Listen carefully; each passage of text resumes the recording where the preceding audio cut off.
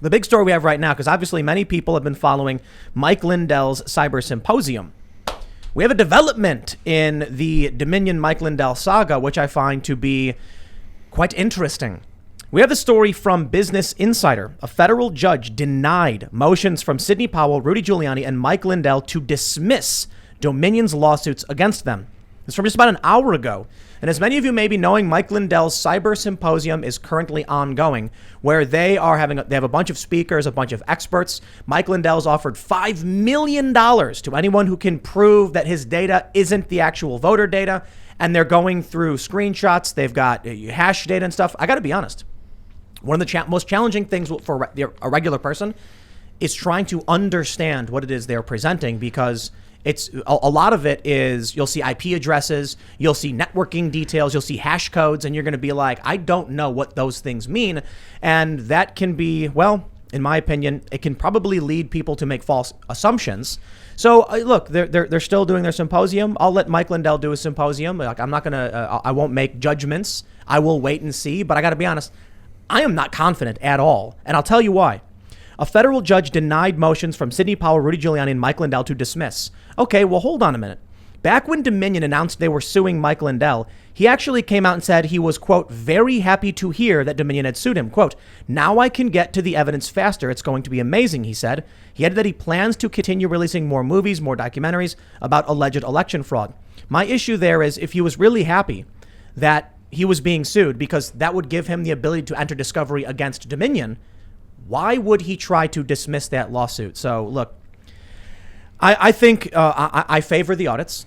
I favor bolstering confidence in our election systems. And the mainstream media says that everything Mike Lindell is doing is not doing that. But the problem is you already have people who don't have confidence in it.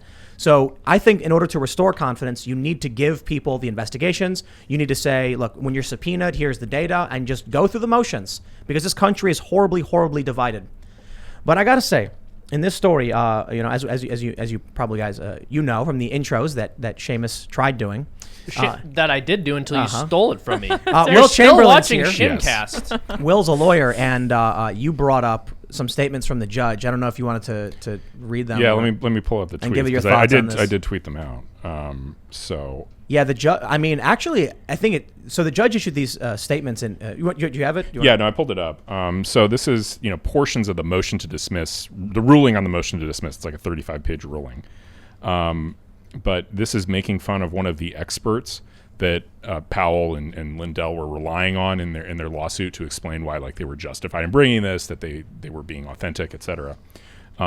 They said that this expert has, quote, been ordered to pay more than $25,000 after finding that the expert violated consumer protection laws by misspending money she raised. And then the judge goes on to say, quote, that expert has also publicly claimed that George Soros, President George H.W. Bush's father, the Muslim Brotherhood, and leftists helped form the deep state in Nazi Germany in the 1930s, which would have been a remarkable feat for Soros, who was born in 1930. Look, it may seem like, that's like, whatever, a cute joke. Federal judges don't tell jokes in their opinions, and if they're telling jokes that you are the butt of, that's like terrible. That's not good. There's another instance where, let's see if I can find the next particular nasty quotation. But isn't it bad for a judge to be joking in this way and making, you know what I mean? It's weird, but it's also kind of the nature of the arguments that he would inevitably be saying some things that are kind of ridiculous. So basically, a defamation claim, you have to prove actual malice, right? That's one of the things you have to prove under New York Times versus Sullivan, that someone either knowingly lied or showed a reckless disregard for the truth. I think we're actually all pretty familiar with that now, because defamation comes up a lot in modern internet culture. So one of the ways that Dominion is alleging actual malice on the part of Powell and Lindell is they're saying no reasonable person could believe these things. So assuming they are reasonable, they're clearly reckless in making these statements. Like, their statements are so outlandish that you have to be reckless to make them. I do take issue with that, though. I mean, sometimes crazy things turn out to be true. You know what I mean? That's why my attitude on this is like, look, if somebody comes out and they're like, I'm going to spend millions of dollars on a cyber symposium and hire all these people and offer up $5 million, I'm like, all right. I mean, yeah. If he loses $5 million, well, then he put up $5 million and he lost it. But like, here's the point from Dominion. I mean, obviously it shouldn't be criminal, right? Like, where, this is a free country. But we still have defamation laws in this country. Right. For defamation, I understand that. Yeah. I'm just saying in terms of like the general environment when it comes to, the media's approach or the judge saying no reasonable person could believe these things. I think the judge should be like, present your evidence. Now, here's the problem. Mike Lindell had an opportunity with this lawsuit to present evidence proving that his statements were in fact true. Therefore, it was not defamation. Instead, tried to get it dismissed. Well, I mean, I think he did also, one of his own arguments was also that what I said was true. And he now will get that opportunity. Like, we're going to discovery. Like, he'll be deposed, and there'll be immense amounts of discovery on both sides, right? Certainly, Lindell will be able to go to Dominion and try and get information out of them that proves Lindell's claims. But Dominion will be able to go Lindell and demand his factual basis and every bit of his facts for saying otherwise. I've read a lot about the allegations, the anomalies, the states. Admittedly, I think there's some things that should be investigated, absolutely. There's a video of a woman and she puts the ballots in multiple times, but the problem is that in and of itself isn't enough evidence to prove anything. But I do think it's like, okay, we'll do an audit. I think that's fair. If you've got half the country and half the country pitted against each other to the point where there's violence in the streets, it's like, let's just calm down and sort this thing through. And if you're confident that everything was perfect and the most secure, as I think the DHS said, then let's give the people the opportunity to feel confident and secure in this. Agreed. And election integrity should be like Caesar's wife, right? Beyond reproach. I mean, in Israel, there's so many different measures. Like, you are videotaped going into a voting booth. You put your fingerprint on it. I mean, there's so many different things that mean that you physically have to show up. Absentee ballots are disfavored, etc. Say the line, Ian. Graphene, DMT. Wait, where are we going? No, free the code. Free the code. This is exactly what I'm thinking.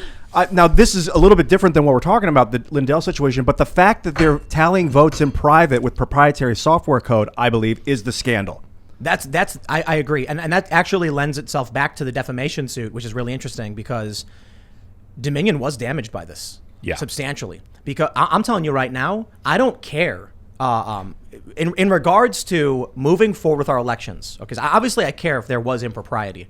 Personally, I think a lot of people are incorrect in their assumptions about what happened, and I think I keep hearing these things like, oh, March 3rd, March 5th, March 11th, oh, April 4th. Like they keep saying people still believe that Trump is going to be reinstated. I'm like, guys, we had Bannon on the show. Bannon said he believes a lot of the stuff. I pushed back. I don't. Mm-hmm.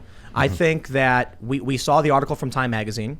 We saw voting in the park. We saw the Republicans in Pennsylvania violate the Constitution, at least according to a lower court judge, for universal mail-in voting. You've got California now, people are pointing out, is going to allow you to print ballots at home. I think people need to realize voter integrity is the big issue. Mm-hmm. Now, certainly I'm all for investigations, audits, whatever. But when it comes to Dominion, what I'm seeing looking to the future, I look forward to seeing whatever it is the experts in the symposium end up with, but, I digress. In the future, we can't use Dominion. And it's not even about the allegations. Mm-hmm. What Mike Lindell has done is brought to the forefront a very serious issue. Not even I think Mike Lindell, absolutely, with his claims, and feel free to say the dude's out of his mind. We now have to answer one question: why are we using proprietary, unseen software code in our public elections? I can't accept that. And if it wasn't for this news cycle, Mike Lindell and the symposium, all this stuff, we wouldn't even be talking about the fact that we have a company with proprietary code that we can't actually see. Right. Well, if that's all that was causing Dominion's damages, actually, Lindell and Powell and whoever would be in much better shape because they would be able to say that it's actually truthful claims, right? That would have caused the damages. The problem here is that what's alleged in the in the complaint, I mean, and I don't know exactly the extent of what Lindell said, but I don't think that I don't think that Dominion's lawyers would go out there and falsify quotations from Lindell. I think they could go into the record and find them. It's the kind of thing you'd get caught on and really slap down for professional ethics. So when Mike Lindell released some like hash code data, mm-hmm. and then the media came out and said, I think it was CNN, they were like, we had 30 experts or like 15 experts look at this who said it was nothing. The reality is, even before CNN did it, I actually hit up one of my hacker buddies and asked them what they thought of it, and they were like, we don't see anything here. Like it's like it's data. It's not proving anything happened. And then Mike Lindell came out and said, oh, well, that's just to show we have the data. And so for me, it's kind of been really difficult to track now for, what are we going on? We're going on almost a year of all of the claims and accusations that keep changing, that keep evolving. I'll admit, I think there are things that were anomalous. that definitely give me pause that we should look into. But I've just been sitting here waiting, like with every guest we've had on the show talking about this. And I won't call every single person, but even people like Bannon, I'm just like, please show me something, anything. And it's always like, well, there was an anomaly here. And I'm like, I get that. But saying like a man walked through a dark alley at midnight doesn't prove he robbed the bank. You know what I mean? Yeah, there's like a lot of, it feels very like kind of, there's a lot of obfuscating going on. Like they're trying to like, and then also extrapolate, aggressive extrapolation. And I mean, I'm speaking as someone who, again, I recorded the video of the poll watcher being kicked out of Philadelphia, of a polling station in Philadelphia that went viral on election day. Like, I mean, you're not talking to a person who thinks these elections are pristine or that there aren't some serious problems. But the stuff that they've been saying, I mean, I remember, when Sidney Powell originally alleged stuff like Venezuela and Russia cooperated to rig our elections. Remember the German servers and the shootout with the CIA in Germany or whatever? It's just like, come on, man. I didn't even remember any of that. Well, yeah, can you lay out some of the specific claims they've made that seem I mean, I don't want to like, I don't have it in front of me, so I have to remember it. But there was a press conference where it was like a Trump campaign press conference with Giuliani, Jenna Ellis, and Sidney Powell, I think, and maybe one or two other people. But I know Sidney, those three spoke. And Sidney was the one who just out of nowhere started making allegations about the foreign actors colluding to like rig the election. And I remember thinking at the time, listening, I was like, well, that's an aggressive claim. I wonder what she's got to back that up. And it turned out we haven't seen anything substantive to back that up. There's weird business connections, weird international individuals and business people and all that stuff. But the challenge is, and I think this is important for the people who genuinely believe all of these claims and think Trump is going to be reinstated, you go to a regular person who doesn't pay attention to the news and you tell them these things and they're going to walk out the door in 2 seconds.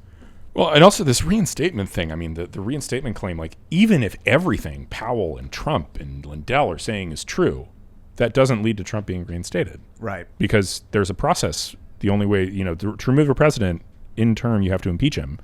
The vice president takes power. Are you going to then impeach the vice president? I guess their plan is to have Trump run for House and then hopefully make him Speaker of the House and then somehow get him in the line of succction. But not on August 15th. For the future, dominoes of impeachment to fall. But like, that's a year and a half from now. He's, do we need? Is there going to be a congressman who dies and then Trump is appointed as like a special election? Well, then he becomes Speaker, even though we don't have a majority in the House. Thanks for checking out this clip from the Timcast IRL podcast. If you want to see the full show, come back to this channel, youtube.com/TimcastIRL, Monday through Friday at 8 p.m., where you can leave comments and super chat, and we actually will read your comments on the show. Don't forget to like, share, subscribe, and if you want exclusive members-only content, segments you can't get anywhere else, go to timcast.com, become a member, and we even have full bonus episodes. Thanks for hanging out, and we'll see you all next time.